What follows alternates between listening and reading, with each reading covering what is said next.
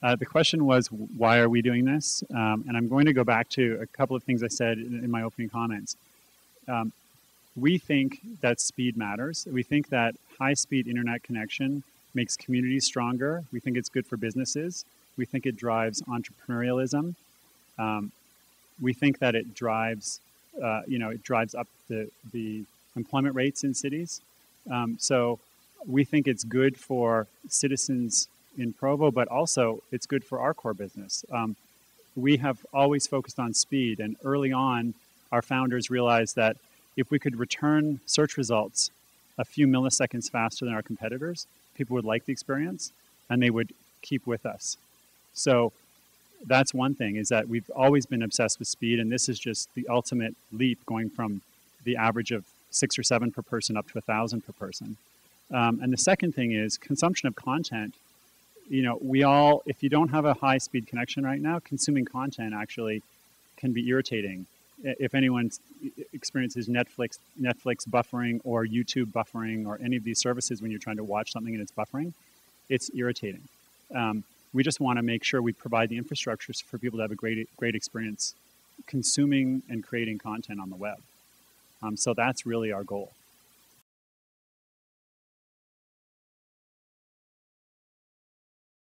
Define basics, as in the basic service. The basic internet is 5 megabits down and 1 up. So it's basic broadband. So right now, it's the average speed for people's homes in the US is around 6 to 7 megabits per second. So it's basic. It's not a high-speed service, but it's just that's our lower threshold, and that's the service that we'll provide for free for at least 7 years. And the second question was, what if you have more than 4 TVs? We will work with you. We are actually seeing, you'd be amazed how many people have 5 and 6 TVs. We're seeing these tickets come in on a weekly basis in Kansas City where people have 5 or 6 TVs. I'm not sure exactly on the pricing, but we will probably have a small surcharge to wire up those extra TVs.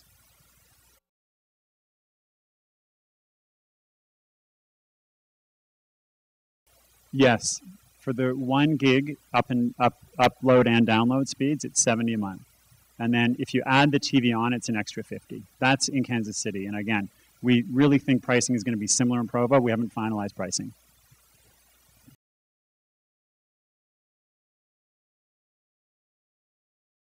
So a couple of things and a lot of you I know are concerned about a landline phone. First of all, understand that any transition will be careful and methodical, and that you'll have time to see this coming. A number of people have asked me if the city couldn't play a role as a facilitator between people who are in your situation and perhaps a list of numbers that you could call. And we'll do that. We'll get a list of numbers of people that provide the phone service. But what you'll want to do is just eventually get out and call those and see what their prices are for just the phone service.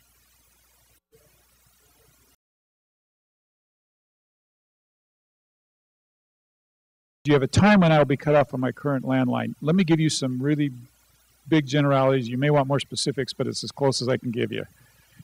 In real rough numbers, the first task at hand is for Google Fiber to come through and totally upgrade the network. So nobody's going to lose their service or have to transition while that's happening.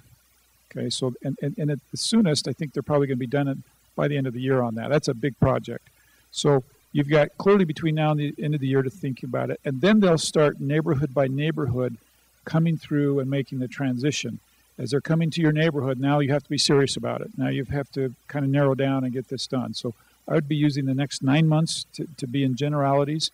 And after the 9 months, I'd start getting very specific with what your options are and who you'd like to transition to.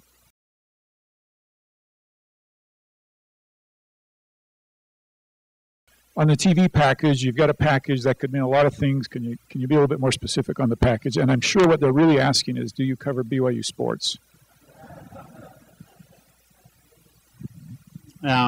I actually think our content team is now working to make sure we get all the local rights for local sports. Gil, I don't know if any of you know how far along we are with local negotiations on local sports content. Yeah. So we're on day 3. We're working hard. But the goal would be definitely to have local sports programming, local programming, and then of course the national. We don't have. We design the service not with a whole bunch of different bundles, but with rather you pay one $50 fee and you get all the channels that are. I mean, I don't know the exact number, but I can't think of a channel that we don't have. So it's everything you would get with another provider. It's one price, and it's not splitting it into smaller bundles. It's one price, you get everything.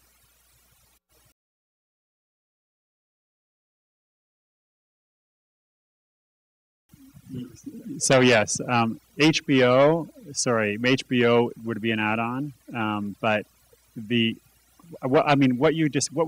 don't know how to describe the full set of what you would get in terms of channels. Everything I can think of that you would get through any national provider is what's included in our package. The ones that are add-ons with, in the industry, like HBO is an add-on for everybody. HBO is an add-on for us. But everything else, I think, is included. If I could suggest, too, a really good way to get a sense of what this is to look at Kansas and the offerings in Kansas. And the one major exception that I would say to that, I've had a lot of fun the last few days because they're paying $300 for that one-time connection, and we're paying $30. And I find myself in conversations where I can't convince them that it's $30, not $300. And my daughter, I'll tell you a funny story. My daughter had a friend on Facebook that my daughter was talking about this, and her friend wrote back on Facebook and said, well, that's all great, but you're wrong. It's $300 and not $30. And so I just jumped on and said, no, I've got really good news for you. It's $30. And you'll love his response was, what are your sources?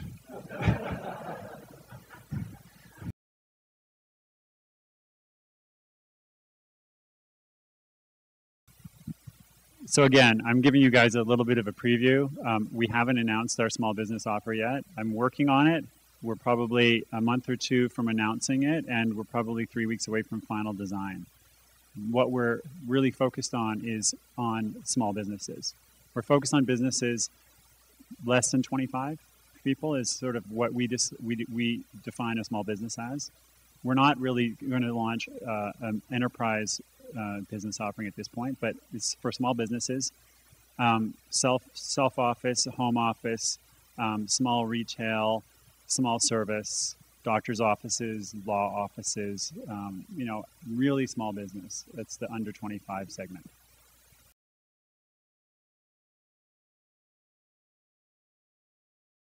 So with Comcast, if you are in a fixed term contract, you have a contractual obligation with them to either complete or finish out that contract if you want to move, buy yourself out of the contract per the terms of the contract. If you're on a month-to-month with them, my guess is you could cancel at the end of any month, and at that point in time you could move to the network. But again, as I mentioned, you may want to seriously consider hooking up to at least the free service when they go through your neighborhood so that you lock in and start that 7-year free service period. Because if you don't, my understanding is you may not have the availability to get the free service at a later date. You can, yeah. My understanding is you can upgrade or downgrade between the 1 gig service and the 5 meg service at any time throughout your contract with Google.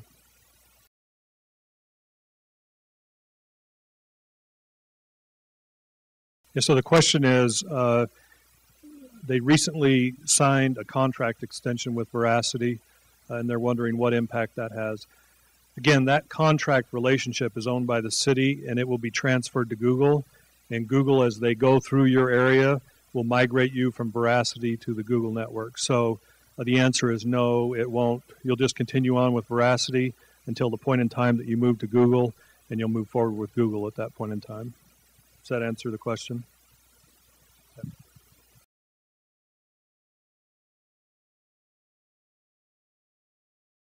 No, just on when we come into the neighborhood, we want to really do it all in a really organized fashion, and that's why it's better if when we're coming through and wiring up all of those drops, you want to be in the position of saying, okay, well, if you can afford the $30 one-time installation fee, then you get the option then at any time to really opt into the TV or the 1 gig.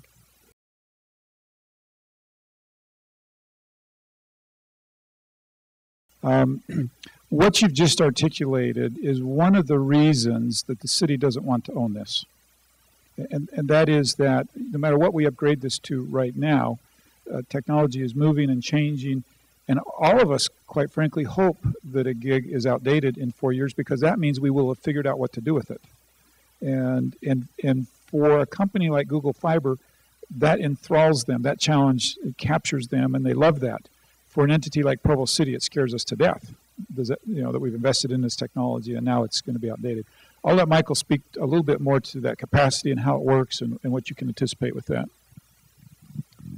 On the capacity issue, we think that a gig per household is a lot of capacity, and I can't speak to how many years out in the future we think that's true for, but because I don't know, not because I'm holding it back, but it's a lot of capacity. It's actually about 150 times what most people are now doing in terms of their 5 to 6 to 7 megabits upload and download speeds. So it's such a huge pipe that we've had brainstorming sessions internally with engineering, and they say, okay, so how would I, if I had this in my home, what could I do with it? How could I possibly use, a significant portion of the pipe? And we have trouble coming up with ideas, frankly. It's a huge, huge pipe. I think you're good for a good length of time. And the other thing that the mayor mentioned, a lot of the technology and moving bits around is the electronics on either end of the fiber.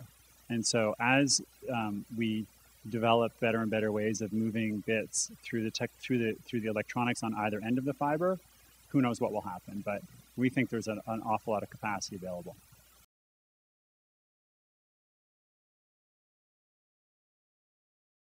Whether when the fiber comes into the home, whether you can use Ethernet to split it and bring it to different rooms. And the answer is, to the best of our knowledge, yes, you can do that. Now, I just want to point out 2 other things. When we come in and wire, if you've purchased the TV service, we put a TV box behind the 4 TVs, and we do all the internal wiring, and each TV box has its own Wi-Fi router as well. So you're going to get a wireless signal off of the TV box as well. So that's you can use cable, but you can also probably use Wi-Fi.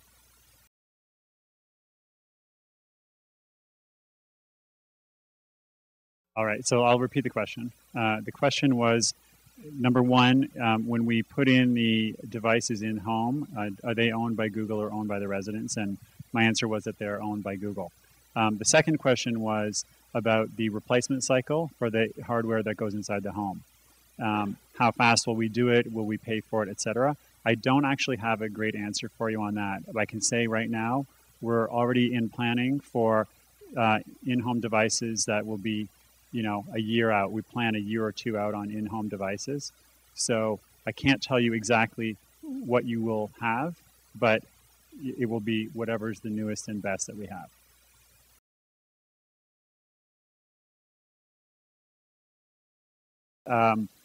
With regard to the 7-year guarantee on the free service and whether we will still be wanting to be in this business in 7 years. So again, our plan right now is to be in this business for the long run. We are investing significantly in Kansas City right now with fiber, with hardware, with pole attachments. We're going to start doing the same thing in Austin, and hopefully with City Council approval, we'll be doing the same thing in Provo. So we're taking the long view.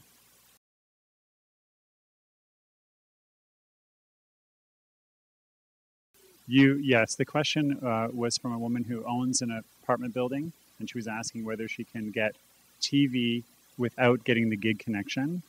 And the answer is you can't get the TV only without the gig connection. We need the big pipe to bring you the HD.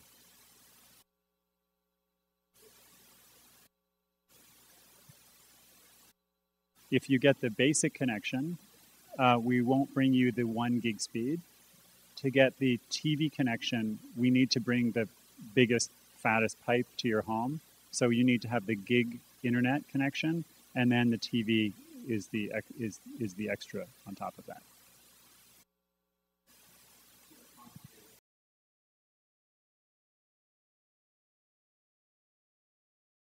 What about duplexes, which could be treated as separate addresses versus what do we consider one address? So for us, the distinction is between whether we have to do inside and outside wiring, which I'll get into in a minute, and whether we need a contract with the building owner. So if we need a contract with the building owner and there are multiple tenants in it, we treat it as an MDU. We will contact the landlord because we need the landlord's permission to attach hardware into the walls and into the basement, or into a cupboard. If it's a duplex, so side-by-side homes that are adjoined, and each one is owned independently, it's just a sort of a single-family unit offering, and we go to each homeowner and contract with them separately.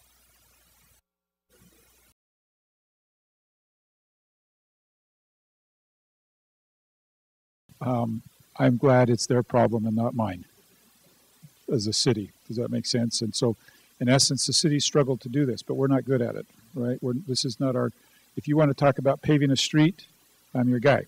If you want to talk about a sewer system, I'm your guy. As a matter of fact, I would even compete with these guys on putting in a sewer system, and I think we could do pretty well. But I would not want to compete with them in technology, and I wouldn't want to compete with them in speed. And so, in essence, what's happened is those who are the very best at this have said, we can do this, and we're going to do it in your city, and we think we can do it. And we know enough about them, and I've heard them say this, they don't do things to lose money. They know what they're doing. They also have the advantage of looking at the long term and not the short term. And that's a tremendous advantage when you're making large investments. And I love your question. And the reason I love your question is if you would have said when I first became mayor that the biggest question people are going to have about iProvo is the deal too good? I would take that. That's a nice question to have. Thank you for that question. Do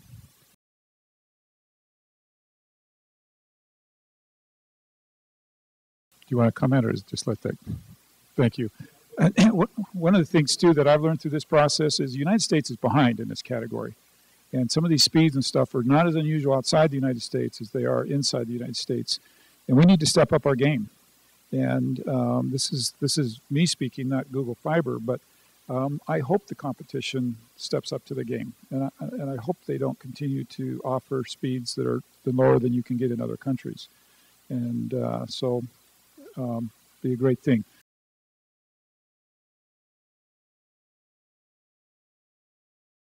The question was, how do you become one of these 25 institutions? And this is similar to an answer that you got a little bit early. We're on like day 3 or 4 of this. And I just about 3 days ago asked Google Fiber if they picked or if we picked. That's how early I am in this discussion. And we get to pick as a city. And what I would tell you is we will be developing some type of application process. And we'll be looking for things like, what are you going to do with it? If the regular speeds are fine for you, it's not going to elevate you to the top of the list. We're going to be asking for things like, what are you doing in the community? What community contribution are you making, and how would this help you? I think those are the types of questions that we'll be looking through, kind of a filtering process to select these 25. I think it's fair to say education is going to be high up on the list. A lot of different applications that could really use this are going to be high up on our list, and we'll be figuring that out. Yes. Now, let me depart for just a little bit and explain something that hopefully I can explain well. And these folks can help me here explain it as well. One of the reasons that, in addition to the reasons I explained why Provo got into fiber, is that we want to be able to run our city on fiber. We want to be able to control traffic lights. We want to be able to read your meters with fiber. So one of the things in this deal that was very important to the city is that we maintain our ability to do that. And so if you dig down deep into the documents, you'll see that we are leasing back the fiber that we need to be able to run those critical services in our city. We will be running that somewhat independently on their fiber. Part of that is the Provo School District. When we first did this deal years ago with the Provo School District, we teamed with them and have been offering them this service. They have on their own upgraded their switches to gig speed. So our current Provo School District schools are getting gig speed with the city arrangement. So these 25 are in addition to that. Now, what we need to learn from the Provo School District, and we just haven't had time to have these conversations, is do you have some needs on top of that? And if so, would one of these sites benefit you? And clearly, as one of our partners in this, they would also be high up on our list for consideration.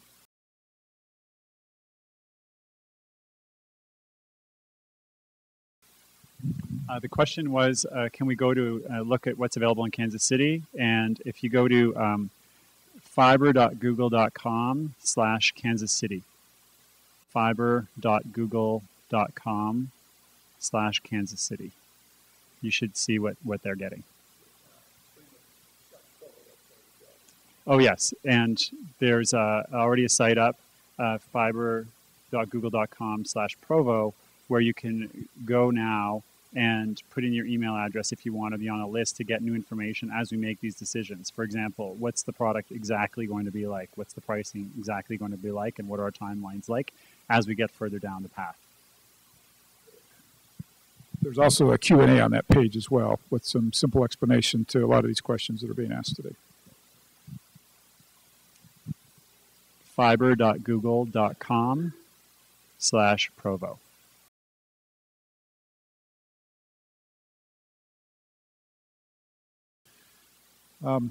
We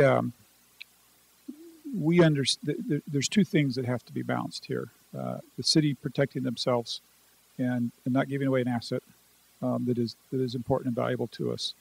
And then on Google's side, coming in and investing tens of millions of dollars and then saying, now it's really ours and we get to do it with what we want.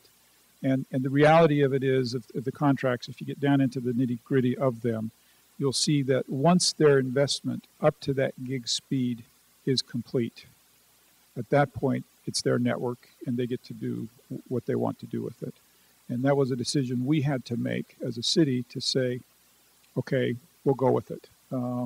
We'll go on the long-term reputation of Google and what we think that they will do with this network. We'll go on with what they'll do with it compared to what we'll do with it. And so it was just a decision we had to make at that point. And Gil, is that a fair, or Tim, is that a fair answer?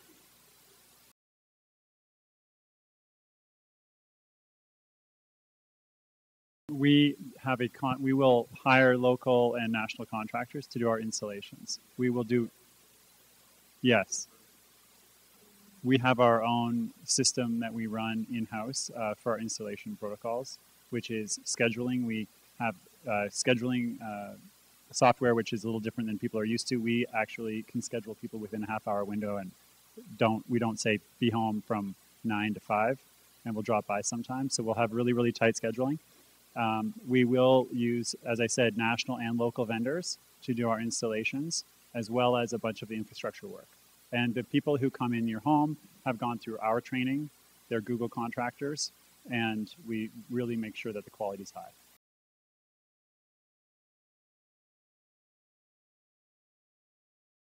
We don't yet have an enterprise offer for Google Fiber. We are working first, we launched residential, and our next thing that we launch will be small businesses. We've looked pretty hard at people in cities and what their needs are, and the vast majority of businesses in most cities, usually 85% of businesses are below 25 people and below. So we're really focusing on the residential offer, number one, and eventually we will launch our small business offer for that segment.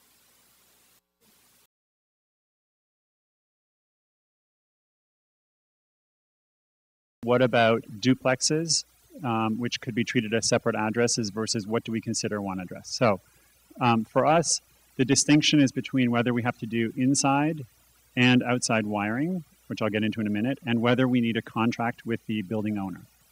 So if we need a contract with the building owner and there are multiple tenants in it, we treat it as an MDU. We will contact the landlord because we need the landlord's permission to attach hardware into the walls and into the basement, or into a cupboard. If it's a duplex, so side-by-side homes that are adjoined, and each one is owned independently. It's just a sort of a single family unit offering, and we go to each homeowner and contract with them separately.